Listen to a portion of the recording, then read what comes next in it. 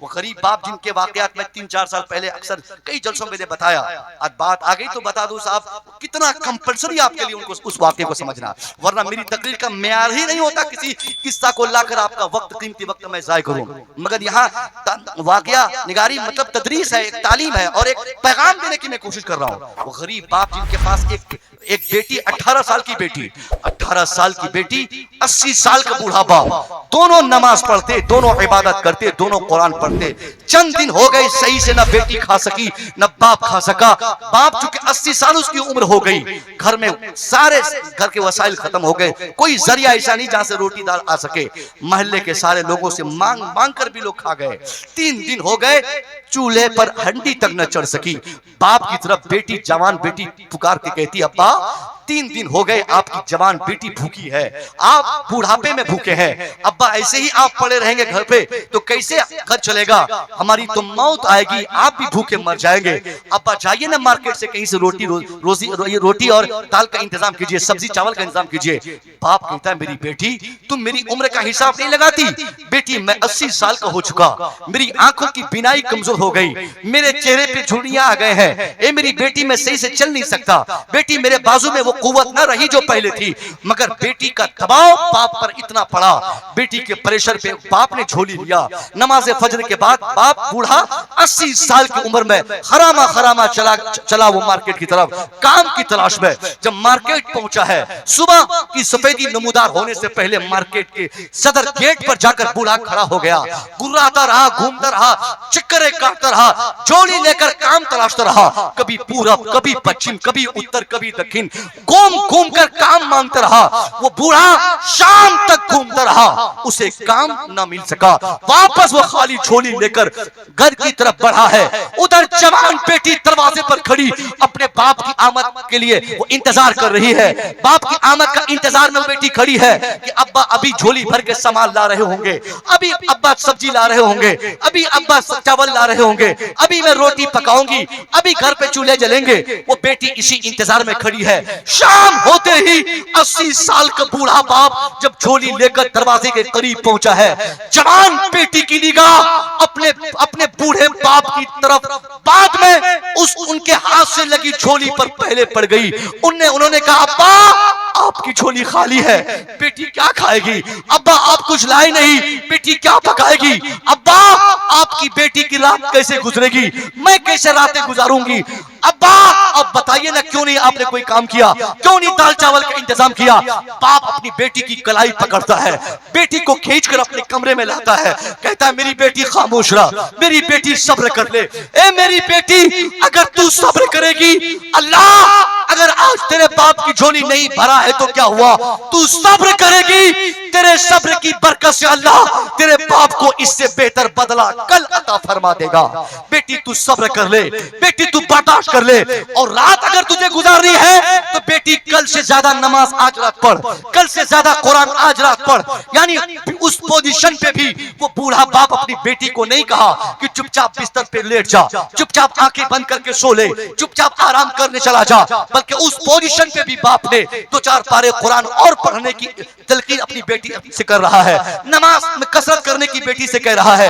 باپ اپنی بیٹی کو کہتا ہے باپ اپنی بیٹی سے کہتا ہے میری بیٹی اور نماز پڑھ اور عبادت کر، اللہ تیری عبادت کا بہتر بدلہ تیرے باپ کو ضرور عطا فرمائے گا. ایسے پھر دوسری رات گزری، دوسری صبح کو بھی باپ کو بیٹی نے جھولی پکڑا کر مارکیٹ بھیجا. باپ پورا دن مارکیٹ میں گھومتا رہا، کام نہ مل سکا. شام کو خالی جھولی لے کر وہ بوڑھا جب گھر آیا، بیٹی رو رو کر باپ سے روٹی کی بھیک مانگنے لگی. کبھی چاول، کبھی گیہوں، کبھی آٹا، کبھی سبزی کا مطالبہ بیٹی کی طرف سے لگاتار ہو رہا ہے. باپ شرمندہ ہے، نگاہیں جھکی ہے. باپ پھر تلقین کرتا ہے میری بیٹی صبر کر لے، میری بیٹی نماز مت چھوڑ، میری بیٹی عبادت مت چھوڑ، میری بیٹی قرآن کی تلاوت سے منہ مت پھیر. یعنی ایک باپ ایسی پوزیشن پہ بھی نماز روزہ کی تلقین اپنی بیٹی سے کر رہا ہے.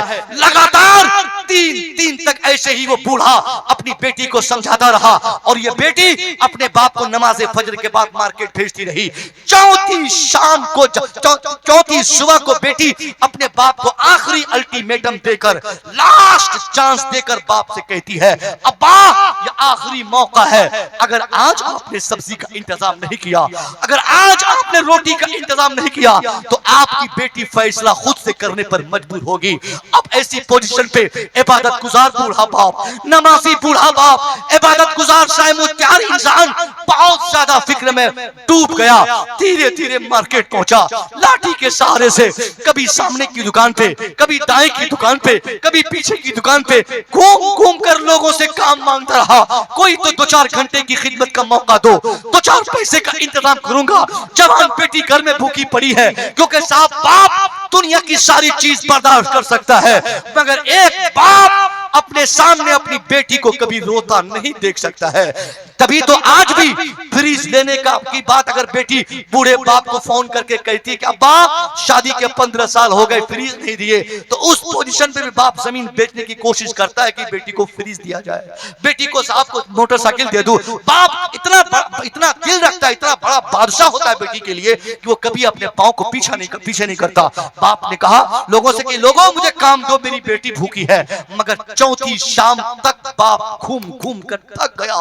कहीं से जब काम की कोई उम्मीद न लगी, झोली लिया वापस घर की तरफ बढ़ा। उधर बेटी दरवाजे पर आदतन खड़ी थी, बाप को देखते ही वो मुस्कुरा पड़ी कि वहां अब्बा आ रहे हैं, मगर जैसे उनका बाप उनके करीब पहुंचा है, फौरन बेटी अभी कुछ पूछना चाह रही थी, वो बूढ़ा बहुत ज्यादा भूख से निढाल शख्स बेहोश होके वो गिर पड़ा।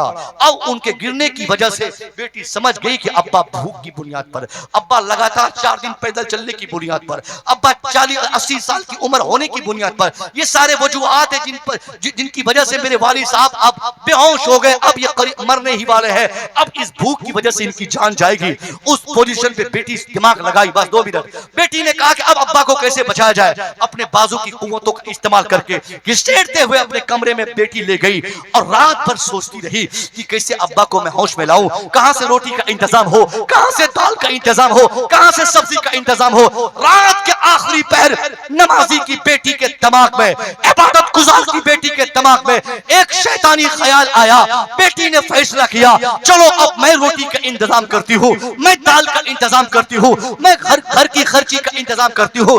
जवान बेटी रात के अंधेरे में नकाब पहनकर घर के सदर दरवाजे को क्रॉस करके मार्केट छलांग लगाती है। इरादा ये कि मैं मार्केट जाऊंगी, वहां जाकर नकाब के पट्टी को खोलूंगी, अपना हुस्न दिखाऊंगी, अपना चेहरा दिखाऊंगी, अपना हुस्न दिखाकर लोगों को दावत हुस्न दूंगी, लोग मेरे करीब आएंगे। अपने हुस्न के बदले तो 4 पैसा लेकर उसी पैसे से रोटी खरीद कर घर पे बेहोश पड़े वालिद को खिलाकर मरने से बचा लूंगी। एक जवान बेटी मरने के करीब बाप की रोटी के इंतजाम के लिए जिस्म को बेचने मार्केट में छलांग लगाकर खड़ी है। मार्केट के सदर गेट पर जवान बेटी कभी दाएं ताकती है, कभी बाएं देखती है, कभी ऊपर देखती है, कभी सामने देखती है। शाम तक वो अपनी आंखों को घुमा घुमा कर चेक करती रही, मगर शाम होने के बाद नाकाम होकर वापस घर लौटी। उधर बाप जैसे ही फजर की अजान सुनता है, होश में आया, देखता क्या है, बेटी कमरे में है नहीं। पूरे घर में इन्वेस्टिगेशन किया, जब बेटी घर में न मिली पड़ोस में तलाश किया, पड़ोस में भी कहीं बेटी का कोई अता पता न चला। फिर वापस वो बुढ़ापे में भी उस अक्ल का इस्तेमाल किया कि अपने उसी कमरे में दाखिल हुआ जहां वो अक्सर नमाज पढ़ता था, जहां से खुदा को याद किया करता था। उसी कमरे में जाकर पेशानी सजदे में रखकर अल्लाह से मुतालबा किया, ए अल्लाह मैंने 1000 नमाजें पढ़ी, उन 1000 नमाजों की अगर नमाजों में से एक सजदे को भी अगर तूने कबूल किया है, उसी सजदे का वास्ता है अल्लाह इस गरीब की बेटी की इज्जत की मुहाफजत फरमा ले, इस गरीब की बेटी को तू बचा ले। ए अल्लाह तू मुझे गरीब बनाया, मैं तेरी इस मर्जी पर राजी, मगर अल्लाह इस गरीब को गुर्बत की हालत में भी तूने जवान बेटी की कुव्वत दी, जवान बेटी की नेमत से सरफराज फरमाया। मगर ए अल्लाह ये नमाजी की बेटी कहां भाग गई, इबादत गुजार की बेटी कहां गई। बूढ़ा बाप اپنی پیشانی کو سجدے میں رگڑ کے اللہ سے اپنی بیٹی کی خیریت کا مطالبہ کر ہی رہا تھا کہ ادھر دروازے سے دستک کی آواز اس بوڑھے کے کان تک پہنچی. اٹھا سجدے سے, دروازہ کھولا, دیکھتا کیا ہے, صبح کی بھاگی بیٹی شام کو دروازے پر کھڑی نظر آئی. مسکرایا, پھر رونے لگا, بیٹی کی پیشانی چوم رہا ہے, رو رو کر کہتا ہے میری بیٹی کہاں بھاگی تھی, کہاں گئی تھی, کیوں گئی تھی, جلدی بتا کہاں گئی تھی. بیٹی کہتی ابا دھیرے رکھے, ابا میں بتاتی ہوں, ابا ایمانداری سے آپ پہلے بتائیے, جب سے آپ نے مجھے پیدا کیا, جب سے میں ہوش سنبھالی, جب سے میں عاقلہ بالغہ ہوئی, تب سے آپ کی اجازت کے بغیر کبھی اس گھر کا صدر گیٹ میں کبھی پار کیا کیا؟ باپ کہتا نہیں بیٹی تو نے ایسا کبھی نہیں کیا, مگر آج کون سی مجبوری تجھے گھر سے باہر جانے پر مجبور کی؟ بیٹی کہتی ابا میں 4 دن سے دیکھتی رہی کہ آپ بڑھاپے میں کام کی تلاش میں جاتے رہے, خالی جھولی لے کر واپس آتے رہے. ابا میں سمجھ گئی کوئی عقل مند آپ کی بڑھاپے کی وجہ سے آپ کو کام نہیں دیتا. میں کام کی تلاش میں گئی تھی, ابا میں جسم بیچنے گئی تھی, ابا میں چہرہ بیچنے گئی تھی, ابا میں زیب و زینت بیچنے گئی تھی. ایک نمازی باپ کی غیرت نے جب سنا کہ اس کی بیٹی عزت بیچنے مارکیٹ گئی, وہ بوڑھا روتے روتے کہا بیٹی جلدی بتا کتنے لوگوں نے تیرے بدن کو ٹچ کیا, کن کن لوگوں نے تیرے بدن کو چھوا, کن کن لوگوں نے تجھے دیکھا.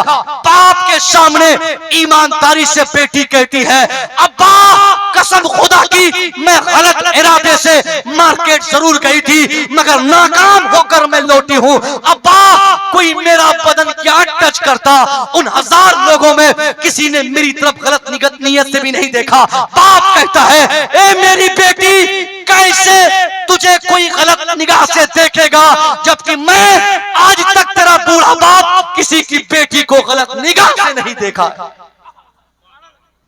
نعرہ تکبیر, نعرہ رسالت, پیغام اسلام, حضرت علامہ مصور رضا صاحب قبلہ مصباحی.